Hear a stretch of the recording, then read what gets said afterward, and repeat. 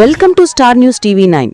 10 కార్మిక సంఘాలు ఉద్యోగ ఫెడరేషన్లతో కలిసి చేస్తున్న దేశవ్యాప్త సార్వత్రిక సమ్మెలో భాగంగా మేడ్చల్ జిల్లా సిఐటియు కమిటీ ఆధ్వర్యంలో 500 మంది ఆశా వర్కర్లు, అంగన్వాడీలు, ఇతర మహిళా కార్మికులతో కుషాయిగూడ ఈసీఐఎల్ చౌరస్తా నుండి మున్సిపల్ కార్యాలయం వరకు భారీ ర్యాలీ నిర్వహించారు. ఈ సందర్భంగా సిఐటియు మేడ్చల్ జిల్లా కార్యదర్శి జె చంద్రశేఖర్ మాట్లాడుతూ కేంద్ర ప్రభుత్వం కార్మికులకు వ్యతిరేకంగా తీసుకువచ్చిన 4 లేబర్ కోడ్లను రద్దు చేయాలని డిమాండ్ చేశారు.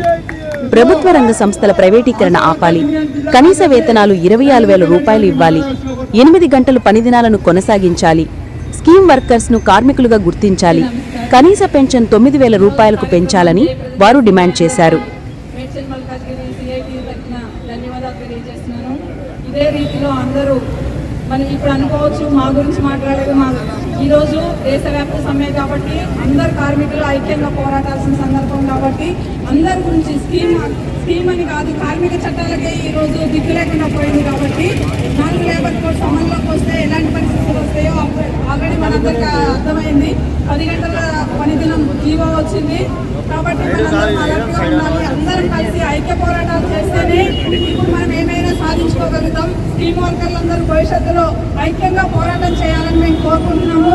ఎందుకంటే ఒక్కొక్కరు చేస్తే వీళ్ళ పని వాళ్ళతో, వాళ్ళ పని వీళ్ళతో చేసుకునే సందర్భాలు ఉన్నాయి కాబట్టి దయచేసి అందరూ ఈ కార్యక్రమంలో పాల్గొనాలని, అట్లాగే మన పోరాటాలు ఏవైతే ఉన్నాయో ఇంకా విస్తృతం చేసి కనీస వేతనం అమలయ్యేంత వరకు ఈ పోరాటాలకు అంతు ఉండదనేది మేము ఈ సందర్భంగా తెలియజేస్తున్నాం.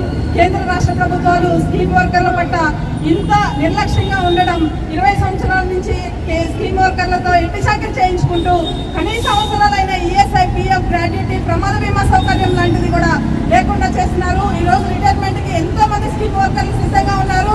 వాళ్ళకి ఎటువంటి బెనిఫిట్స్ అనేవి లేవు. చనిపోయిన వాళ్ళకి ఎటువంటి బెనిఫిట్స్ లేవు, రిటైర్ అయినా ఎటువంటి బెనిఫిట్స్ లేవు. ఇన్ని సంవత్సరాలు 5 సంవత్సరాలు పనిచేసి దిగిపోయే ఎమ్మెల్యేలకు సైతం పెన్షన్ వస్తుంది, అన్నీ వస్తాయి. కానీ ఇన్ని సంవత్సరాలు ప్రజా జీవితాల కోసం, సమాజం కోసం పోరాటం పనిచేసే స్కీమ్ వర్కర్లకు ఈరోజు సామాన్యమైన మానవులకి ఇచ్చేటువంటి పెన్షన్, డబుల్ బెడ్రూమ్స్ ఇలాంటి సౌకర్యాలు కూడా మీరు ఉద్యోగస్తులు అనే పేరుతోని కట్ చేసే పరిస్థితి ఉంది. కనీసం విడో పెన్షన్స్ కూడా రాని పరిస్థితి ఉంది. ఇవన్నీ భవిష్యత్తులో మనము ఈ పోరాటాలను ఉధృతం చేసి కార్మిక సంఘాల ఐక్యతతోటి అందరం కలిసి పోరాడితేనే ఏమైనా సాధించగలుగుతామని ప్రభుత్వాన్ని మనము ఎదిరించి పోరాడాలని ఈ సందర్భంగా మీ అందరికీ తెలియజేసుకుంటూ, ఇంకా భవిష్యత్ కార్యక్రమాల్లో పెద్ద ఎత్తున పాల్గొని కార్యక్రమాలన్నీ జయప్రదం చేయాలని, కనీస వేతనం అమలయ్యేంత వరకు మన పోరాటాలు ఆపకూడదని ఈ సందర్భంగా మేము తెలియజేస్తున్నాం. Thank you. ఎందుకంటే ఈరోజు ప్రభుత్వ స్కూల్లో అన్నం వండి పెడుతున్న మధ్యాహ్న భోజన కార్మికులకి నెలకి 3,000 జీతం. ఎక్కడైనా కార్మికులు పెట్టుబడి పెట్టి పిల్లలకి అన్నం పెట్టేది ఎవరంటే ఈ ప్రపంచంలో ఏ కార్మికుడు గవర్నమెంట్ స్కీమ్ని సొంత జోబులో నుంచి తీసుకొని డబ్బులు పెట్టి పిల్లలకి అన్నం పెడుతున్నారంటే అది భారతదేశంలో మధ్యాహ్న భోజన కార్మికులు.